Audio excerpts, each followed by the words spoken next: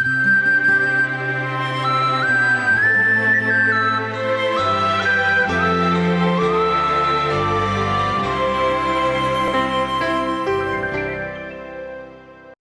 एहि बातक ऊपर विश्वास राखैत छी जे प्रभुमे अहाँ बड्ड बलवंत भऽ कऽ अपन जिंदगीके चला रहल छी। हमर श्रोता भाई बहिन, आजुक पोथी जे अछि लूकाक रचल सुसमाचार तकर 16 अध्याय। एहि अध्यायमे दूटा महान आ बहुत सुंदर आ नीक दृष्टांतक बतायल गेल छैक जे प्रभु हमरा सभक हेतु देने छथि। ओहि दृष्टांतक डॉक्टर लूक हमरा सभक हेतु अनुबंधित कऽ कऽ लिखने छथि, सेहो अहाँ बाजि सकलहुँ हैं। धनिक मनुख आ लाजरस आर एकटा धूर्त भंडारीक विषयमे सेहो हमरा लोकनि एहि अध्यायमे देखब। ई दुनूटा बड्ड गंभीर प्रश्न अछि आ बड्ड गंभीर घटना सेहो अछि। एहि दृष्टांतक माध्यमसँ प्रभु यीशु मसीह मनुख जातिके परमेश्वरक राजक विषयमे आ तकर भेदक विषयमे बता रहल छथि। आब एकटा जे दृष्टांत अछि तकरा दिस हमरा लोकनि मनन करब। एकटा धूर्त भंडारीक दृष्टांत जे अछि तकरा हमरा लोकनि पहिने देख रहल छी। सामान्य तौर पर एहि अध्यायक एहि दृष्टांतक लोक कहियो कहियो अन्यथामे लैत छथि।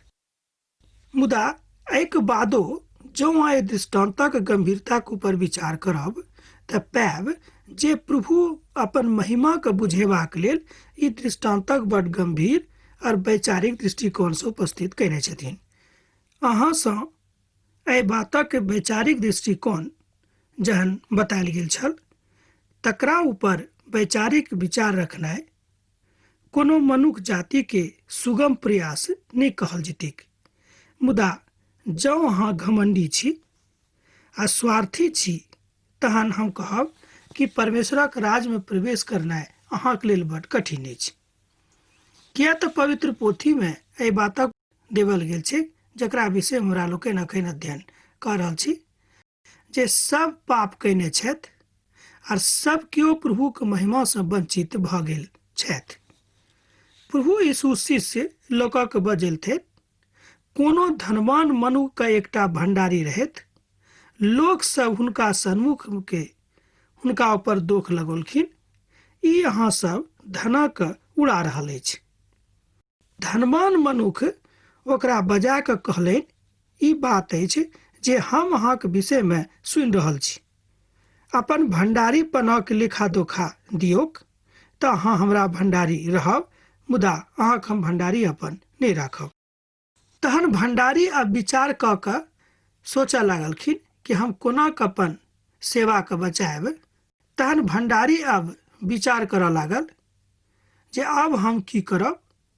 हमर स्वामी तऽ भंडारीके काज हमरासँ छीन लैत अछि। 8 तऽ हमरासँ कोड़ल नहि जायत और भीख हमरासँ नहि मांगल जायत। ई सोचलाक बाद ओ स्वयंसँ कहलनि। एहिठाम हमरा लोकनि देखैत छी कि हुनका मनमे एकटा गंभीर विचार आबि रहल अछि। ओ विचार नीक नहि अछि। ओ अब ई विचारमे लागि गेलाह कि कोना हम अपन सेवाके बचाबी, जाहिसँ हम अपन स्वामीके खुश कऽ कऽ हुनका संगे बनल रही। जहन भंडारीके काजसँ छोड़ायल जेबाके तहन लोक हमरा स्वागत करैक, तकरा लेल हम की करब। तहन हुनका मनमे एकटा खराब विचार आबि गेलनि कि जहन हमर काज हमरासँ छूटि जायत, जहन हम ई काज छोड़ि कऽ बाहर निकलब तऽ लोक हमर स्वागत करैक, तकरा लेल हम की उपाय लगाऊं, ई हुनका मनमे आबि गेलनि। अर्थात प्रभुके घरमे जहन अहाँ जायब तहन अहाँके पक्षमे एहि बातक बाजैक, ई हुनका मनमे आबि गेलनि।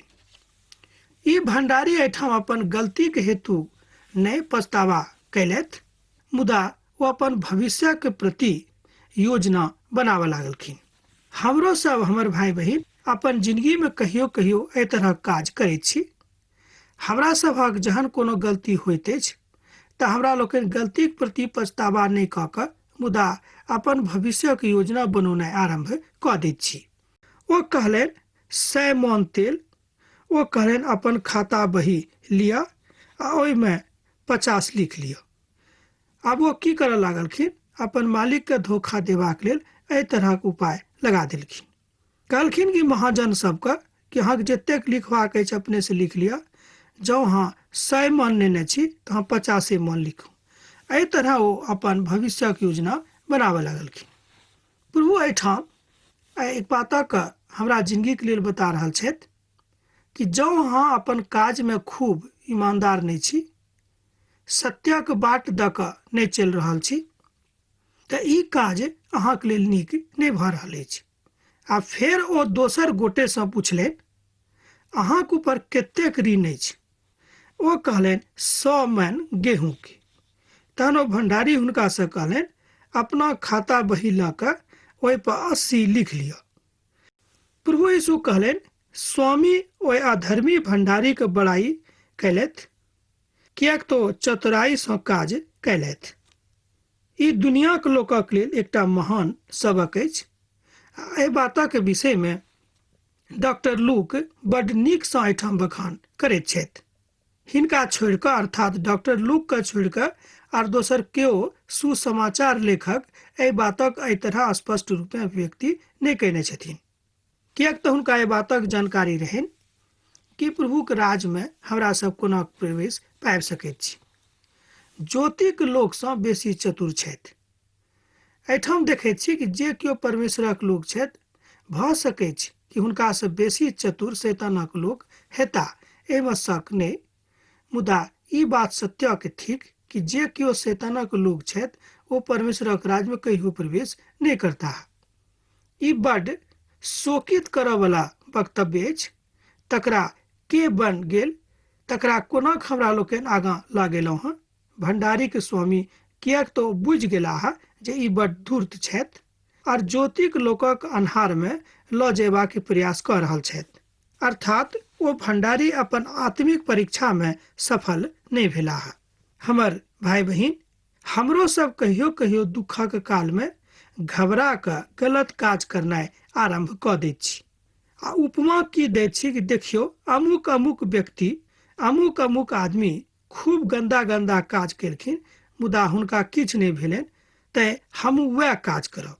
एहि तरहक उपमा दऽ कऽ ओ अपन जिंदगीके झकझकौआ बनाबैके प्रयासमे रहैत छथि।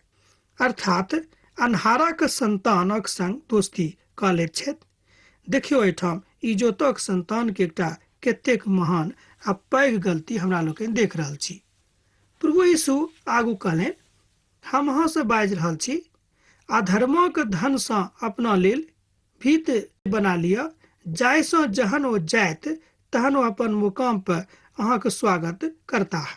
प्रभु एहिठाम कहैत छथिन कि कोनो अनीतिपूर्वक काज कऽ कऽ परमेश्वरक राज्यमे प्रवेश करबाक इच्छा नहि राखू, आ नहि एहन कोनो काज करू जाहिसँ खाली अहींके बड़ाई भेटैक आ प्रभुके बड़ाई नहि भेटनि।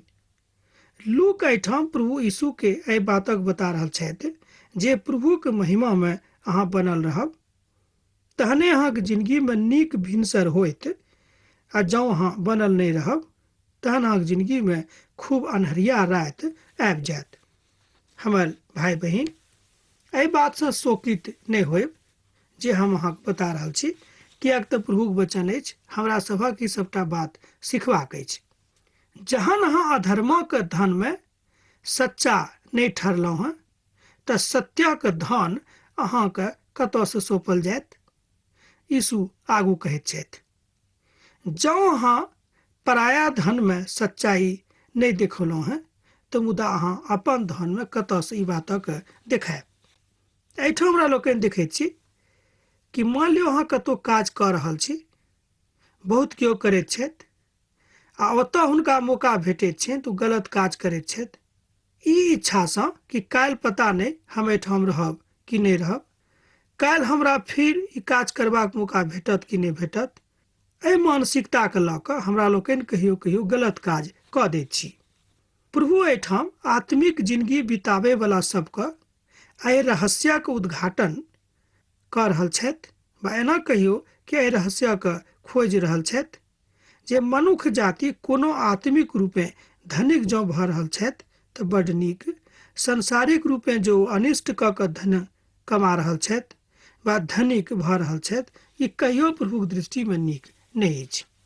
कोनो सेवक के दूटा स्वामीक सेवा नहि कऽ सकैत अछि, किएक तो एक गोटे सँ बैर आ दोसर गोटे सँ प्रेम करताह, एक सँ मिलल रहता आ दोसर गोटे सँ तुच्छ बुझताह। अहाँ परमेश्वर आ धन दुनू को सेवा नहीं कऽ सकलहुँ। बड़ स्पष्ट जगह एहिठाम डॉक्टर लूक एहि बातक अभिव्यक्ति कऽ रहल छथिन कि जे मनुख के धनक प्रति विशेष आसक्ति छनि, अर्थात ओ धनेक सब किछु बुझैत छथि, तो कहियो परमेश्वरक प्रति ओतेक नीक आशा सँ नहि देख सकैत छथि। फरीसी लोक धनिक रहथि। प्रभु यीशु के एहि वचनक सुनि कऽ ओ सब यीशु के हंसी उड़ाबऽ लागलखिन, किएक तऽ परमेश्वरक ई वचन धनक आसक्ति राखै वाला फरीसी लोक सबके नीक नहीं लागलनि। हमर भाई बहिन, हमर मित्रवर, एहि बातक अहूँ खूब नीक सँ बुझि सकलहुँ हैं। शारीरिक आ दैहिक सुखक इच्छा सँ मात्र धन कमौनाइ नीक बात नहीं अछि। हमरा सब कहियो कहियो अपन देही के विशेष सुख देबाक लेल अतेक धन कमाबैत छी गलत रीति सँ, से नीक नहीं अछि। की अहाँ कहियो विचार कऽ कऽ देखलहुँ हैं कि जे शरीर लऽ कऽ अहाँ घमंड करैत छी वा हम करैत छी, ई कतेक दिन अहाँक संग में छथि? कहियो एहि बातक ऊपर अहाँक मन में विचार आयल जे शरीर लऽ कऽ अहाँ एम्हर उम्हर घूमैत फिरैत छी, ओ देही कतेक काल धरि अहाँक लग में छथि? की अहाँ एहि बातक ऊपर कहियो विचार करलहुँ हैं? अर्थात आत्मिक रूप में जँ अहाँ बड़ कमजोर भऽ गेलहुँ हैं तऽ प्रभु अहाँके मजबूत बना देथिन। लेकिन ई कोना को हैत जँ अहाँ परमेश्वरक राज में प्रवेश करैके इच्छा सँ अपन सबटा काजक जे अहाँ गलत कयलहुँ हैं मानि लेब आ अपन हृदय से कहियो, हे प्रभु, हम अपन गलत काजक मानैत छी, अब आजुक दिन से हम अपन कोनो गलत काजक नहीं करब। ई बात जँ अहाँ अपन हृदय सँ बाजलहुँ हैं तऽ निश्चित रूपेण प्रभु अहाँक संगे प्रेम रखता, एहिमे संदेह नहीं थी। धनिक आ अमीरक विषय में हमरा लोकनि देखैत छी, बहुत केओ संसार में धनिक छथि, बहुत केओ संसार में बहुत गरीब छथि, मुदा हमरा लोकनि दुनू के देखैत छी। कहियो कहियो धनिक के देख कऽ मन में ईर्ष्या होइत होइत कि देखियो हिनका सभक जिंदगी कतेक नीक छनि, आ जहन हमरा लोकनि गरीब के देखैत छी तऽ हमरा सभक सेहो ग्लानि होइत अछि कि देखियो हिनक जिंदगी कतेक निर्घिन जिंदगी छनि। एहि विषय के मुख्य बात यह अछि, तकरा अहाँ पवित्र पोथी में आजुक दिन देख रहल छी। लाजर जहन इब्राहिमा के गोदी में गेलाह, तहन ओ अपन भाई बंधु के विषय में बताबैत छथि। तहन हुनका सलाह दैत छथि जे जहन ओ अहाँक कुल पिता के बातक नहीं मानलथि, तहन ओ अहाँक बातक किएक मानता? हुनका हेतु धने सब कुछ छनि, ओ धने के अपना परमेश्वर बुझैत छथि। अब कहबै यौ ई कतऽ सँ ई बीचे में नेरे हाँ ई घटना काहे देलिए? पवित्र पोथी बाइबिल में ई घटना के लिखल गेल छै, बतायल गेल छै। डॉक्टर लूक कहैत छथि कि जहन लाजरस अपन खूब खराब अवस्था में रहि कऽ लाजर ओतऽ गेला, कतऽ तऽ स्वर्ग में, ओतऽ की देखैत छथि? ओ इब्राहिमा के गोद में ओ बैसल छथि, मुदा ओही में से एकटा और आदमी जे धनिक छलाह ओ मरि कऽ गेला, मुदा हुनक दशा ओतऽ नीक नहीं छनि। ई देख कऽ धनिक आदमी के मन में ई बात भेलै कि जे लाजर सब दिन तऽ बड़ खराब आ विपन्न अवस्था में छलाह, मुदा ई देखियो एतऽ कतेक सुख में छथि। ओ कहलनि कि हमरा एहिठाम से जाय दिअ, जायसँ हम अपन भाई बंधु के बातक बता देबनि कि खाली धने के आसक्तिक फेरा में अहाँ नहीं रहू, परमेश्वरक राजक विषय में सेहो लोक के बताबियौ। तहन ओतऽ हुनका बतावल गेलनि कि जहन ओ भविष्यवक्ता के बातक ऊपर विश्वास नहीं कैलथि, परमेश्वरक बतावल पोथी के ऊपर विश्वास नहीं कैलथि, तऽ अहाँ जँ घुरि कऽ जेबो करब तो सब अहाँके ऊपर विश्वास नहीं करता। हमर भाई बहिन, एहि दृष्टांतक माध्यम से प्रभु यीशु मसीह हमरा सबके ओहि आत्मिक ज्ञानक विषय में बताबैत छथि जे आत्मिक ज्ञानक जरूरत हमरा सब गोटे के अछि। अब्राहम हुनका सँ कहलनि, जहन ओ सब मूसा आ दोसर भविष्यवक्ता सभक सुनैत छथि तऽ जँ ओ मूलामे सँ केओ जीवियो उठताह तहन ओ नहि मानत। तऽ ई छल एहि धनवानक आखिरी पड़ाव आ प्रारंभक एहि तरहक होइत अछि। अर्थात ओ धनिक मनुख ई बुझलाह कि जतेक सुखी हम एहि संसारमे छी ओतबे सुखी हम परमेश्वरक राज्यमे जाकऽ भऽ जायब, किएक तऽ हम धनिक मनुख छी। हमर भाई बहिन, हमरा सभक सबटा धन एहि संसारमे रहि जायत, हमरा संगमे किछु नहि जायत। एक धनिक मनुख रहथि, ओ बड़ कीमती वस्त्र पहिरैत रहथि और बड़ सुख विलास सँ रहैत रहथि। एक गरीब मनुख छलाह, हुनक नाम लाजर रहनि, जिनका विषयमे हम अखन अहाँके बतेलहुँ हैं। आर देही हुनक घाव सँ भरल रहैक, तकरा ओहिठाम छोड़ि देवल जा रहैक, जाहिसँ धनवान मेज पर सँ जे खाय आ खसैक तकरा ओ खाइत रहथि। एही तरह ओ जिंदगी अपन बसर करैत रहथि। एना कहियो कुतबो सब हुनका संगे खाइत रहथिन। एहिठाम हमरा सब देखैत छी कि लाजराक जिंदगी एहि संसारिक जिंदगी में बड़ कठिन जिंदगी रहे। एक रोज लाजर मरि गेलाह। स्वर्गदूत हुनका लऽ जाकऽ इब्राहिमक गोद में पहुँचा देलखिन। आ ओ धनवानो मरि गेलाह और गाड़ल गेलाह, ओहो अधलोक में पड़ल गेलाह। ओतऽ सँ ओ आँखि उठा कऽ देखलथि तऽ की देखैत छथि कि लाजर इब्राहिम के गोद में विराजमान छथि। ई देख कऽ हुनका बड़ दुख भेलनि आ सोर पाड़ि कऽ कहऽ लागल, हे इब्राहिम पिता, लाजरा के हमरा एहिठाम पठा दियौक, जाहिसँ हम हुनक अंगुरी के चूस कऽ तृप्त भऽ जायब। हमर भाई बहिन, परमेश्वरक वचन, यीशु मसीह वाणी, परमेश्वरक अमृत वाणी हमरा सभक अमृत पिया रहल अछि। मुदा ई विश्वास से जँ हमरा लोकनि पान करब तऽ हमरा लोक का फायदा होइत, आ जँ विश्वास से नहीं करब तऽ फायदा नहीं होइत। तहन अब आजुक अध्ययन हमरा एही ठाम समाप्त करबाक आज्ञा दिअ, किएक तऽ आजुक अध्ययनक काल एही ठाम समाप्त भऽ रहल अछि। अहाँ सँ विदा होइके बेरा भऽ रहल अछि। हाँ, पाती लिखनाइ नहीं बिसरायब। प्रभु यीशु मसीह के नेह सदिखन अहाँक जिंदगी में बनल रहेक। आमीन।